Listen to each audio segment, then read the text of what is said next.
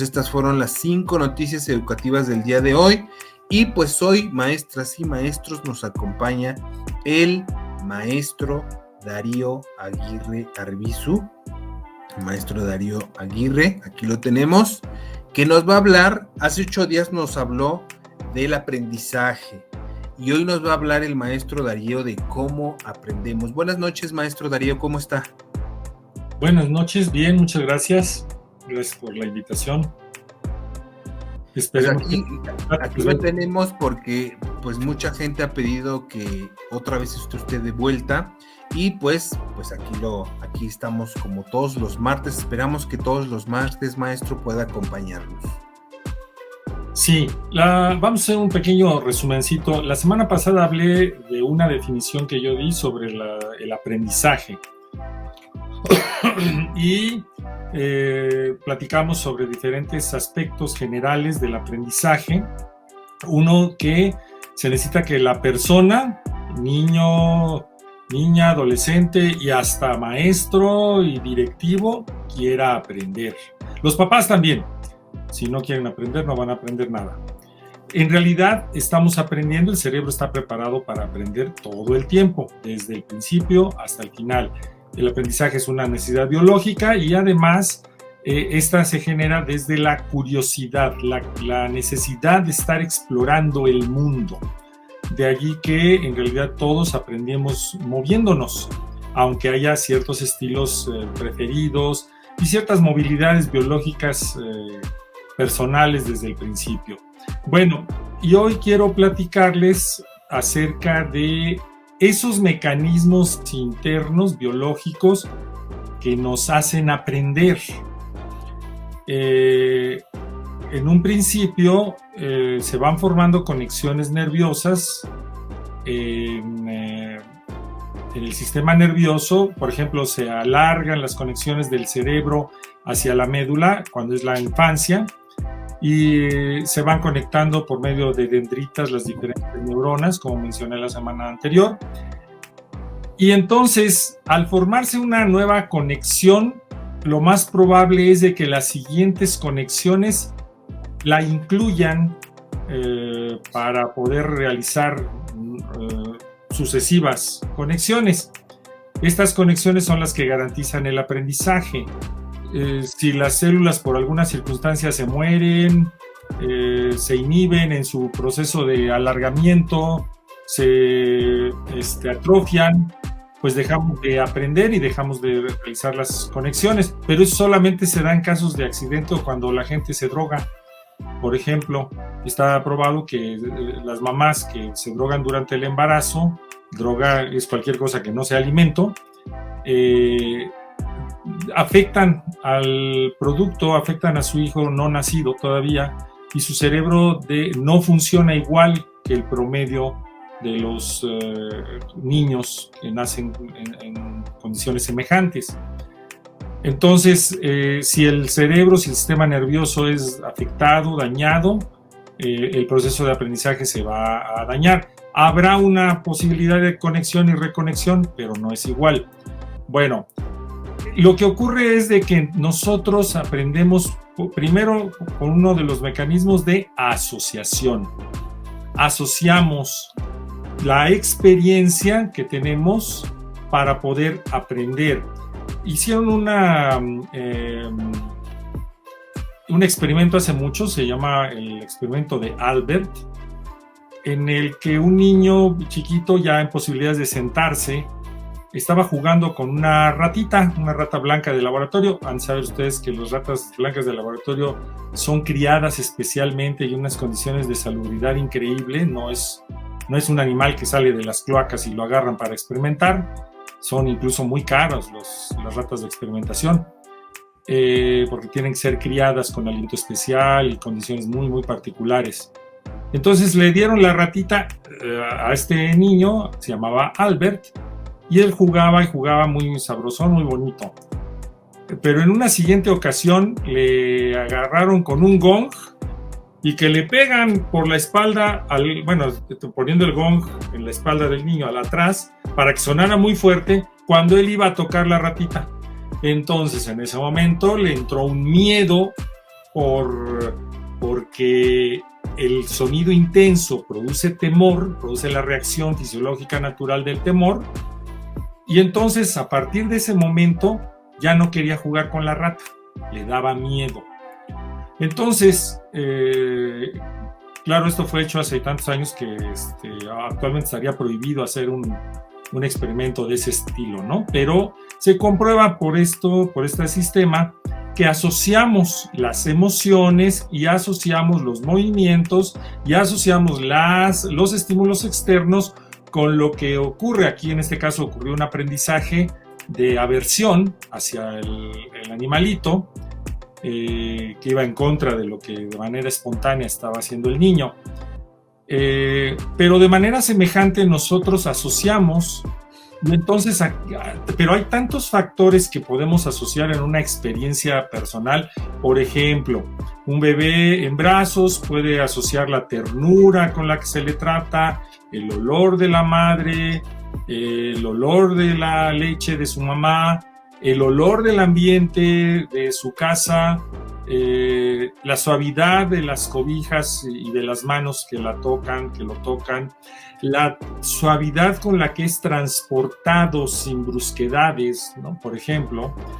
Y entonces estas condiciones de asociación entre todos estos factores generan un ambiente de aprendizaje que se dará, por ejemplo, cuando está moviendo sus manitas, cuando sonríe, cuando se siente feliz. Nosotros vamos a estar asociando todos los factores posibles en nuestro proceso de aprender, unos con otros, con las experiencias pasadas, con las emociones predominantes, con las tendencias neurológicas que ya hayamos tenido, para poder adquirir nuevos aprendizajes. Siempre vamos a estar asociando. Se pretende actualmente, claro, que sea en ambientes de seguridad, en ambientes tranquilos, en ambientes armoniosos, el proceso de aprender, pero acordémonos que también aprendemos cuando estamos mirando televisión, cuando vemos una película, cuando ocurren varias cosas que están fuera de nuestro control, pero los medios de comunicación, por ejemplo, nos instalan situaciones en las que podemos aprender. Entonces, siempre vamos a estar asociando. Ahora, el asociar necesita ser en un ambiente de tranquilidad, de comodidad, para que el sistema nervioso esté tranquilo, funcione en sus mínimas necesidades de acción y de movimiento, por ejemplo, del oxígeno, que no se requiera demasiado. Perdón. Que no haya tensiones en particular, y a partir de ahí empezar a organizar todo lo que se requiera, ¿no? En algunos lugares, sobre todo de ambiente pues más bien esotérico o interno, se ponen inciensos. Es poco común que pongamos inciensos para aprender en nuestra escuela mexicana, pero no estaría por demás, porque pues eso da un ambiente sabrosón al aprendizaje, ¿no? O sea, un olor bonito, agradable, hace que los chicos puedan estar en mejores condiciones, por ejemplo. Esperamos que haya condiciones adecuadas de luz, de cubierta respecto a los estímulos ambientales, ¿no? Que haya puertas, ventanas, paredes, por lo menos, ¿no?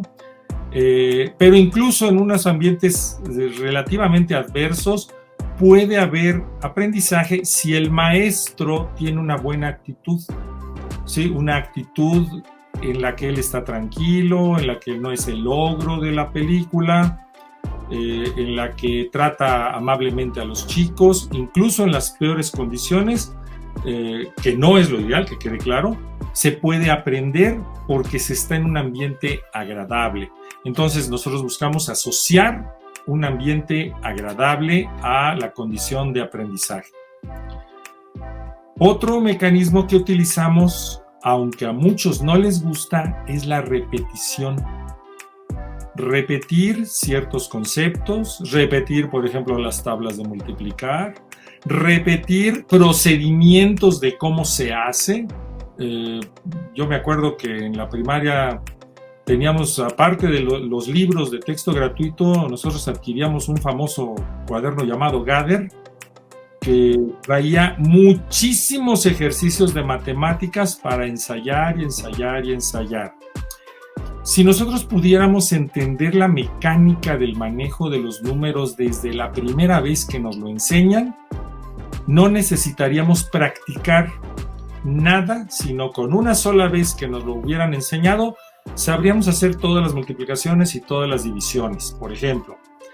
Pero lo normal no es eso, lo normal es que necesitamos ensayar para acordarnos de cada una de las partes del procedimiento, por ejemplo, del acomodo de los números en el papel, de la realización de cuentas con los dedos, de la realización mental de multiplicaciones y divisiones, por ejemplo, dentro de la propia división, de multiplicaciones y restas dentro de la división.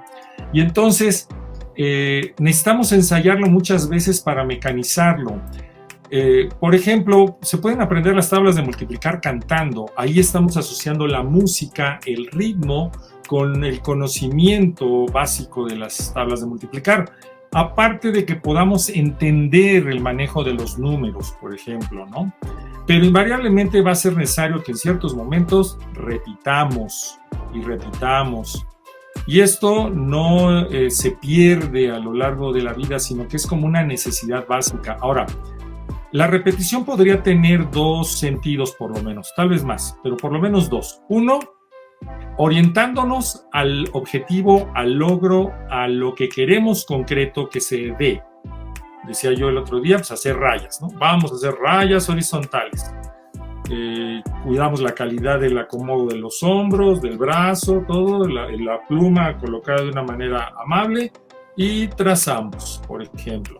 Y trazamos. Complétame la plana, es lo que normalmente les enseñan en la primaria y por eso mencionaba yo aquel ejemplo la otra vez. Pero podría ser que el objetivo sea hacer cada raya con suavidad. Cada raya con suavidad, y no importa hasta dónde lleguemos. Podría ser que un niño o un joven haga un cuarto de plana, pero con una suavidad y calidad y lentitud que se nota en el producto de la raya, que fue hecha de manera continua, suave, fina, deja poco trazo de carbón del lápiz o de la pluma, no se ve gruesa, no lo hace por partes. Nos estamos enfocando por un lado al objetivo, pero también nos podemos enfocar a la calidad. ¿Cómo lo haces? A ver, suelta la mano, suelta el hombro, acomoda tu cuaderno. Si eres diestro o zurdo, deben acomodar los cuadernos de manera diferente. Normalmente el diestro inclinaría en esta posición, visto desde mi perspectiva, y en la otra posición los zurdos, para que hagan un movimiento fácil desde el movimiento básico del dibujo, que siempre es en rayas en este estilo, en este ángulo, más o menos 30 grados aproximadamente. Entonces, nos enfocamos o al objetivo o al proceso. ¿Cómo lo hacemos? Yo me enfoco mucho al cómo, porque si no tienen claro el cómo, no pueden trascender sus formas de aprendizaje o de lo que aprendieron a hacer. No es una repetición mecánica, sino es una repetición consciente. En ese momento que hacemos una repetición consciente, nosotros podemos generar un automatismo de mejor calidad. La repetición va a hacer que ciertas partes del proceso del logro del objetivo se hagan de manera mecánica, pero bien ordenada. Si aprendemos un arte marcial y necesitamos hacer un suki, un golpe, suki, entonces lo que tiende a hacer el chico es, por ejemplo, abrir el codo para tirar, o tirar muy rápido, pero como loco, descontrolando todo su cuerpo, sin tener base de apoyo. Los pies están mal apoyados, mal colocados. Entonces el maestro tendrá que enseñar parte por parte el acomodo de cada una de las partes del cuerpo para primero lanzar lento. Fíjate cómo sientes en el hombro, cómo vas girando el antebrazo para que se dé el acomodo acomoda esta parte para que los dedos, estos dos, lleguen a golpear. Asegúrate que haya una línea recta en esta parte de los huesos para que el golpe se transfiera por los huesos, de hecho. Y entonces, viendo cada uno de los elementos, analizándolo poco a poco, logramos una mejor organización del movimiento para el golpe, y en menos tiempo el joven o el niño, lo que sea, va a lograr ejercer ese movimiento de manera más adecuada. Que si se la pasa repitiendo 1, 2, 3, o en japonés, ¿no? Ichi, ni, san, shi, no importa. O sea, no importa la velocidad, sino la conciencia. Entonces, en este caso yo propongo, o aprovechando que ese mecanismo de repetición lo vamos a usar siempre, vamos a hacer las cosas con tranquilidad, con suavidad, con lentitud, y ya que tenemos clara la mecánica de nuestro movimiento en lo que queramos, ahora sí metemos velocidad, no antes.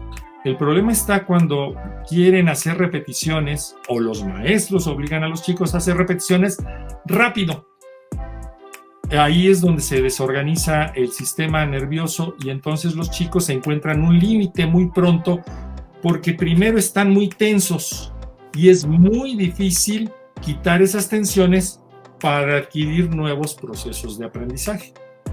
Y bueno, eso es lo que podemos mencionar ahorita. Hay más mecanismos, pero creo que con estos dos que podemos reflexionar, a reserva de las preguntas que quieras hacer, los maestros puedan revisar sus propios procesos de enseñanza en términos de qué asocian o qué hacen asociar o qué quieren que asocien los chicos. 2, cómo los hacen repetir.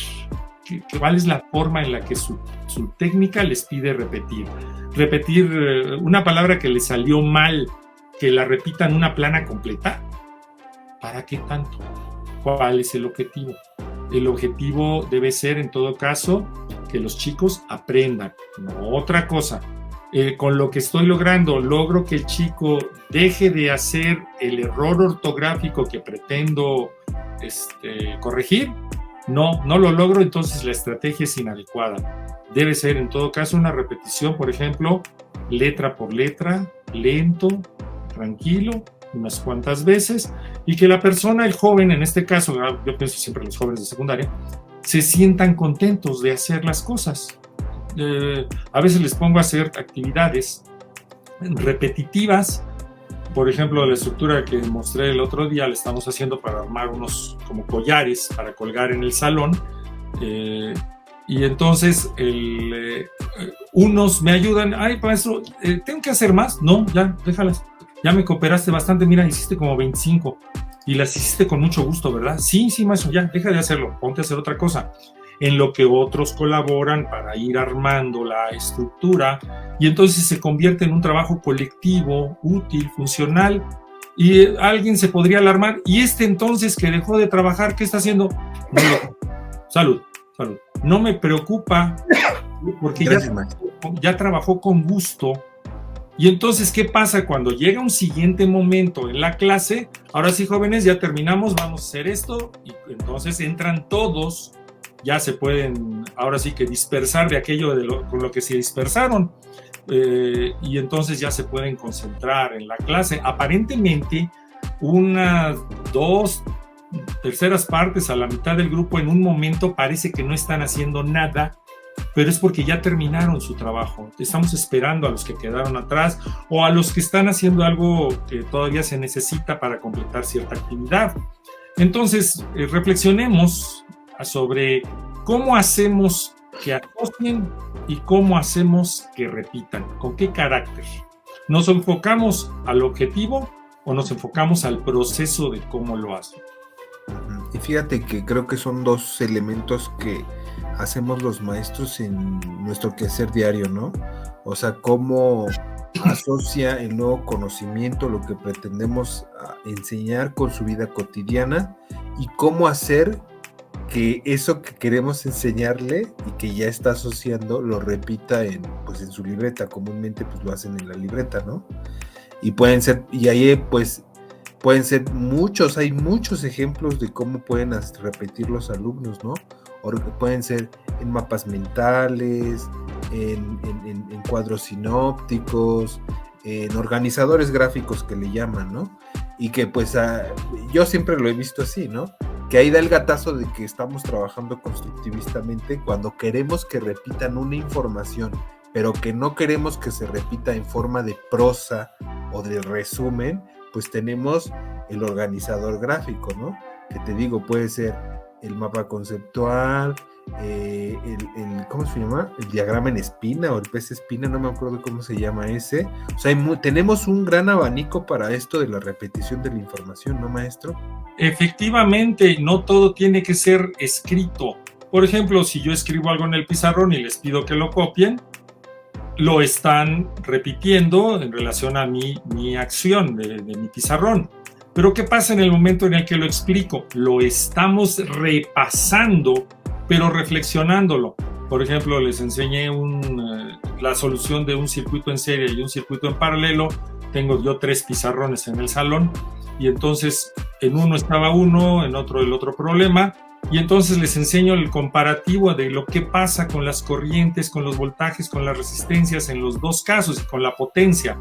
Luego entonces, ¿notas cómo aquí es una resistencia más baja? ¿Notas cómo acá es una resistencia más alta? Y así, o sea, vamos comparando, lo cual es repasar, pero al mismo tiempo es reflexionar. Exacto. Captando esto, porque yo los llevo mucho a reflexionar. En mi opinión ya hay que prepararlos para su siguiente nivel, ¿no? Nosotros en secundaria preparamos a los chicos con nuevas herramientas de estudio que no hubieran visto en primaria para que puedan acceder a nivel preparatoria, llámese cualquier escuela que quieran, ¿no? Que debe ser preferentemente la de su gusto. Al principio de la charla dijiste que pues todos aprendíamos y todos lo hacíamos de diferente forma y que a algunos les cuesta más trabajo, sobre todo los que de manera orgánica pues tienen alguna dificultad, digamos genética, neurológica. Estoy pensando en los niños con autismo, en los jóvenes con autismo. Yo hace alrededor de 4 años, tal vez 5 años, tuve una alumna autista que pues tenía esta enfermedad o condición, ¿no? Esta condición de que llegaba incluso a necesitar una sombra, es decir, a un acompañante, a un asistente, ¿no? ¿De qué manera, maestro Darío, usted qué recomienda, usted que pues la verdad es que sabe mucho sobre el tema, qué le recomienda a los maestros que tenemos alumnos con problemas pues sí, orgánicos, intelectuales, que son personas con discapacidad intelectual? ¿Qué nos recomienda para ellos, maestro? Sobre todo además de la paciencia, ¿no? Porque se tiene que actuar con cautela, ¿no? Con mucho respeto, desde luego, pues respetando su propio aprendizaje, su propio ritmo de aprendizaje, ¿no? Sí, yo no sé si la integración de todo tipo de jóvenes con alguna diferencia en sus procesos cognitivos respecto a la mayoría sea realmente un proceso de justicia o de querer echar a perder el sistema educativo. En mi opinión, te voy a contar. En mi opinión, las escuelas especiales tenían muy buen funcionamiento. Yo conocí a varios maestros que se esforzaban por hacer que sus chicos con cualquier tipo de diferencia de forma de aprendizaje cognitivo funcionara, incluso les enseñaban oficios para que pudieran trabajar. Desaparecen por una supuesta, en mi opinión, inclusión, ¿no? De justicia, idea de justicia, la inclusión, ¿no? No es que yo quiera excluirlos, que quede claro. Lo que pasa es de que... Eso sí me gustaría que aclararas, porque no van a pensar que los quieres excluir de la educación básica a ellos. No. Al contrario, yo lo que creo es de que la educación especial funcionaba muy bien. Yo también, Sí, y el problema está en que los maestros de educación especial Y muy bien preparados, por cierto, los maestros de educación especial. Son unos especialistas, y para que un maestro regular, un maestro normalista o no normalista, como en mi caso, pero con interés de enseñar, logremos la capacidad de manejo de chicos con estilos diferentes de aprendizaje, ya sea en deficiencia o en superioridad, nos cuesta mucho trabajo. Decía yo del otro día de la dispersión del esfuerzo del maestro. Lo que se provoca es la dispersión del esfuerzo del maestro, porque no puede avanzar tanto con los otros como podría avanzar, porque hay 1, 2 o 3 elementos que no avanzan. Siempre tuvimos el que nunca quiso avanzar. Digo, cognitivamente perfecto, pero actitudinalmente nulo, ¿no?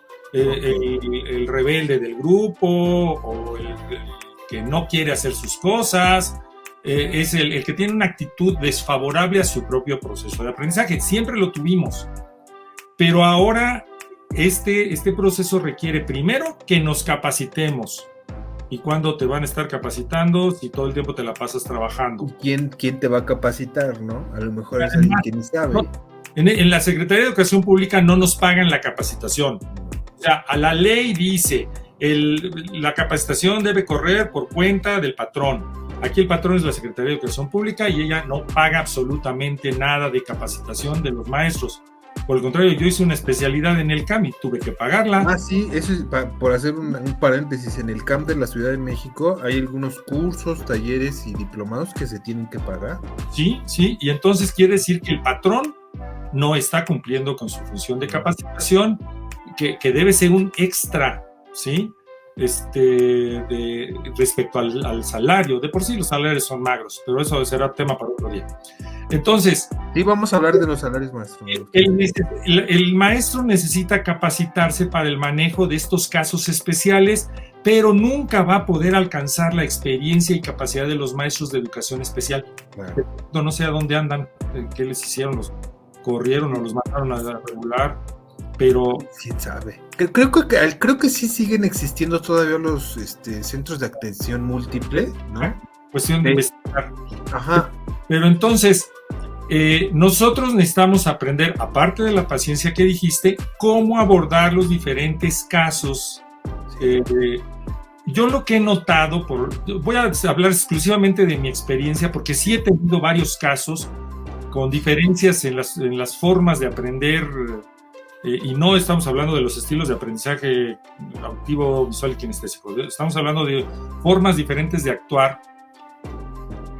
Por un lado me he encontrado los demasiado calmaditos y los demasiado alebrestados, muy moviditos.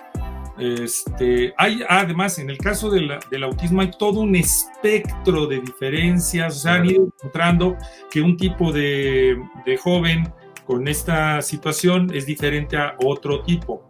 Pero lo que yo me he encontrado es de que todos quieren un líder. Es decir, todos quieren a alguien que los conduzca.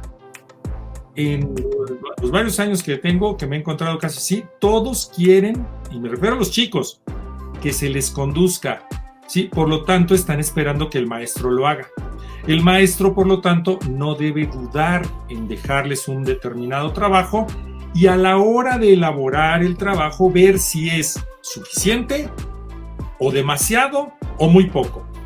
Okay. Los demasiado movidos van a sentir que lo que se les da es muy poco, pero los que son demasiado lentos podrían llegar a sentir que es demasiado, entonces el nivel de exigencia tiene que bajar en automático. Pero pueden desempeñar muchas actividades a través de la paciencia. Personalmente yo tuve problemas para entender muchas cosas desde la primaria, así que me tuve que armar de paciencia conmigo mismo y constancia en la ejecución de las acciones. Entonces, en algún sentido tenía yo alguna deficiencia en los procesos de aprendizaje. Yo veía que mis compañeros aprendían bien rápido y a mí me costaba trabajo. Pero la paciencia, la tranquilidad y la continuidad en la acción es lo que lleva a estos chicos a pensar. A los que están más en este campo del hipermovimiento, la colocación de muchas actividades que puedan realizar a su nivel les ayuda muchísimo. Y también dejarlos descansar y que se muevan como, entre comillas, desordenadamente, para después regresarlos al control. Tengo un chico que saca sus figuritas, unas figuritas ahí, y las pone, a ver, se las coloco de una forma que te esté vigilando el samurái que estás trabajando. Sí. Puso a trabajar y copió todo lo que tenía en el pizarrón. ¿Ya terminaste? Sí. Ah, perfecto. Después, oye, ¿dónde está el samurái? No, pues ya lo guardé. No, ahora lo sacas. Tú no le vas a impedir hacer su función de cuidarte. Y que lo vuelve a poner y se mantuvo tranquilo. Ahí hicimos un proceso de delegación de funciones en la figurita que a mí me parece, bueno, es parte del proceso de liderazgo. Claro. No tiene que ser el que lo hace, el que lo conduce. Eso creo que tiene que ver también con lo que mencionamos la semana pasada. Es decir, el maestro no debe tener el control todo el tiempo de todos los alumnos. No lo necesita. Necesita tener el control de los líderes del grupo. Si los líderes del grupo los lleva en la dirección que él quiere, los demás van a jalar. Porque está yendo uno con los líderes. Si hay uno que no tiene, es un lobo solitario, es decir, un chico que es el propio líder de sí mismo, pero ni deja que lo sigan, ni se mueve detrás de otro, es un caso aparte. Pero normalmente hay 2 o 3 líderes en el grupo y entonces negociando y trabajando con ellos se puede hacer que todos los demás se integren. Ahora puede ser que haya varios líderes, ya también me he encontrado grupos en los que hay varios líderes. Es un poquito más difícil, pero los pone uno a conversar entre ellos para que se pongan de acuerdo. Y entonces se compran liderazgos, por ejemplo. Y uno no tiene que controlar todo el proceso, no tiene que estar vigilándolos a todos. Hay que cuidar la vigilancia cuando uno está enseñando un procedimiento que es muy importante para lo que sea. A ver, ya alcanzaste lo que hicimos, ya hiciste. Recordaba yo la otra semana que si los chicos tienen un papel y lo voltean, se hacen bolas, como nada más. Si ven este papel y de repente lo tienen volteado, ellos se confunden, ¿sí? O si lo ven desde esta perspectiva, se confunden, ya no es lo mismo para ellos. Están todavía en una etapa mágica, es una etapa de desarrollo importante, ¿sí? Entonces, me ha pasado, incluso con chicos de tercero, que ellos mismos voltean la hoja y ya no supieron que así no es lo mismo que así. A un adulto le podrá parecer que es lo mismo, pero no, para ellos es diferente. Entonces, tengo que regresar a ver, vamos a ver qué hiciste y vuelve a hacerlo. Y entonces hacemos la corrección. Nos vamos uno por uno hasta que cada uno logre el avance en el conocimiento de la realización práctica de esa situación y todos logran el objetivo, pero yo no tengo que estar haciendo lo mismo todo el tiempo. Cuando armamos circuitos, sí es necesario yo estar vigilando cada uno, pero me pongo de acuerdo, por decirlo de una forma. Si fuera el protoboard, ¿sí? Colócamelo en esta posición para que yo lo vea. Porque llegan y me lo colocan así, No, colócamelo siempre así a ver, enséñamelo así de lejos. Mira, estás conectando mal el resistor de hasta arriba respecto al resistor que le sigue hacia abajo. O sea, porque ya puedo verlo. Nos ponemos de acuerdo en la posición del objeto para el análisis. Arriba, además, teniendo orientación, arriba, abajo. En este caso es derecha, izquierda, porque es la perspectiva con la que vemos la figura, ¿no? Entonces, tener esa conciencia, a ver, ¿dónde es arriba? Les recuerdo, cuando me lo muestran así, no, a ver, ¿dónde es arriba en tu protoboard? ¿Dónde quedamos? Así, este es arriba y es abajo, sí. Okay. El protoboard es un elemento muy útil para ayudarles a todo este tipo de cosas, de orientación, por ejemplo, ¿no? Entonces, ya dando los pequeños ladrillitos, viendo que los pequeños ladrillitos funcionen, todo lo demás se va a ir desarrollando y construyendo. Los chicos necesitan hacer su propio proceso de aprendizaje. Uno los conduce, pero ellos lo hacen. O sea, no le podemos evitar. No es como aquel chico que me decía, oiga, maestro, ármeme el circuito. No. El circuito lo vas a armar tú porque tú eres el que debe enfrentar el problema de armarlo. Claro. Yo te voy a corregir. Porque en el momento en el que él lo arma, él aprende. No, yo ya sé. Yo tengo que tener mucha paciencia para repetir un procedimiento, una explicación. Si no soy capaz de repetir o no me gusta repetir, aguas, tengo que revisar mi función pedagógica. Claro. Toda persona experta en el campo que uno quiera tiene que saber repetir y repetir y repetir. Obviamente será adaptando al grupo, adaptando a la persona, pero tendrá que repetir. Un panadero, pues siempre repite el mismo procedimiento para hacer los platillos, para amasar la masa, ¿sí? Una secretaria siempre está escribiendo de la misma forma, aunque el texto sea diferente, pero la mecanización de los movimientos es la misma. Tiene que estar sentada, acomodada, es decir, en todas las labores que nos imaginemos, en donde hay un experto, el experto repite las acciones. Ahora, ¿las repite con eficiencia o ineficiencia? Normalmente, si los maestros se molestan con la necesidad que tienen de repetir, es porque sus procedimientos necesitan evaluación en términos de eficiencia. Por lo tanto, necesitan aprender, ¿no? Porque nosotros vamos a estar... Bueno, imagínate un maestro que sea de español que se arte de enseñar cómo funcionan los sustantivos. Y todo, tiene que enseñarlo todos los años y tiene que repetírselo al que no se acuerda, al que no lo sabe. O sea, un maestro que no es capaz de repetirle a un chico, aunque sea de la misma manera y de otra vez de la misma manera, o de otra manera y otra manera y otra manera, para que el chico aprenda, garantizado que no va a funcionar como maestro.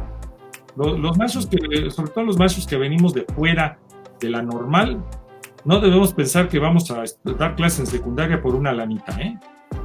Así no funciona.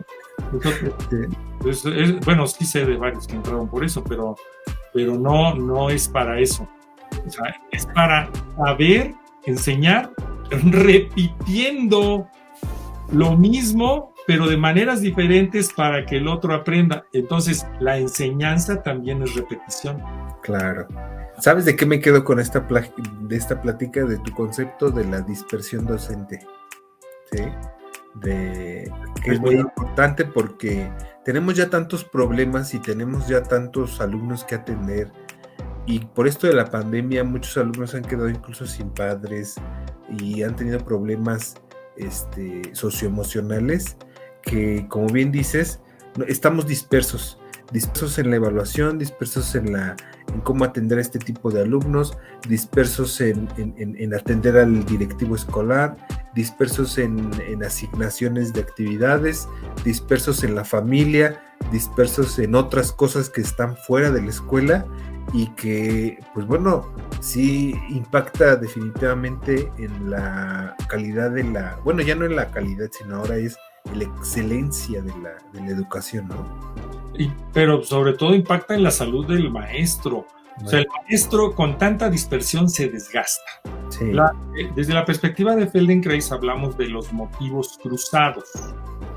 El cerebro tiene, digamos, en esta zona de aquí, como si tuviéramos una diadema, tiene la zona de control del cuerpo. Allí se representa el cuerpo, la zona somatosensorial y somatomotriz. Son las dos zonas. Entonces, una intención de movimiento que implica el uso de ciertos músculos en cierta coordinación toma el control de esa zona. Okay. Pero si aparece otro motivo, otra intención que ocupa parte de esos recursos y además otros en una dirección contraria, va a restar la eficiencia del primer motivo. Pero si llega a haber un tercero y hasta un cuarto motivo mezclados, los diferentes motivos o intenciones, deseos, pensamientos, toman controles divergentes del cuerpo, de los músculos, pero tan divergentes como que un brazo se eleva y el otro se cae. O sea, así, en vez de que los dos estén tranquilos en una posición. O se tensa más el cuerpo de un lado que del otro. Ok. Y eso genera unas contradicciones enormes, entre ellas los problemas de desviación de columna. Entonces, puede ser que una emoción me lleve a contraerme aquí, pero otra intención para poder enfrentar el problema me lleve el hombro acá. Entonces ya estoy descompensado. Claro. Entonces, los motivos cruzados hacen que seamos ineficientes. El querer atender las necesidades de un chico de un estilo, de un chico del otro, un chico del otro, un chico del otro, hace que estemos todos contracturados, hechos cuasi modestos, así, porque, bueno, no se les nota en un principio, pero cuando uno se fija como experto, sí, ahí anda medio cuestionadito. Entonces, hay contradicciones en la musculatura del maestro y eso lo hacen ineficiente y lo agotan muchísimo. Okay. Entonces, lo mismo ocurre con los estudiantes, por eso nosotros necesitamos darles un solo motivo a la vez, para que ellos no generen sus propias, o no activen sus propias contradicciones, sino se vayan en una sola dirección, ¿no? Ya cumplieron, déjalos que descansen 5 minutitos, no hay problema, no necesitas tenerlos activos todo el tiempo, ¿no? O que brinquen, déjalos que brinquen también. Ay, pero cómo nos molesta que brinquen los niños, ¿verdad? Sí. Tenemos que reflexionar sobre esas partes, ya lo haremos en otra sección, sobre aquello que entendemos por disciplina. Sí, ese es muy, muy importante, ¿eh? ¿Qué entendemos por disciplina? Pero mientras, bueno, profesores, pues quédense ustedes con la idea de quitar motivos cruzados en su vida, hacer repetir a los niños lo mínimo necesario, básico, y a ver cómo asocian un ambiente de aprendizaje. ¿Quién quita y sí esta recomendación de poner inciencito en su salud, incluso a ellos a estar muy en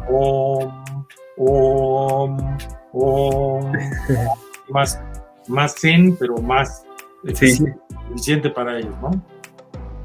Sí, maestro. Pues le agradezco mucho la plática del día de hoy, maestro. Espero que el próximo martes o antes, si usted gusta, nos pueda acompañar aquí en mi canal, a la gente que nos amablemente nos sigue. La maestra Maximina nos dice que son temas muy importantes. Muchas gracias, maestra Maximina. Buenas noches. Nos vemos mañana en el trabajo, porque la maestra Maximina es una compañera de trabajo. Maestro Darío, ¿algo que quiera agregar para terminar la charla del día de hoy? No, de momento. Luego vemos otros mecanismos por medio de los cuales aprendemos todos, y obviamente aprenden los chicos, para platicar y dar ideas, propuestas y sobre todo entendimiento. El maestro necesita tener claro cómo es de que aprenden los chicos constantemente, ¿no? Pero al mismo tiempo no hago. Le agradezco mucho, maestro, y nos vemos entonces, maestras y maestros, en otro video de Noticias Educativas el día de mañana a las 9 de la noche. Muchas gracias, maestro Darío. Hasta luego. Hasta luego. Muchas gracias. Buenas noches.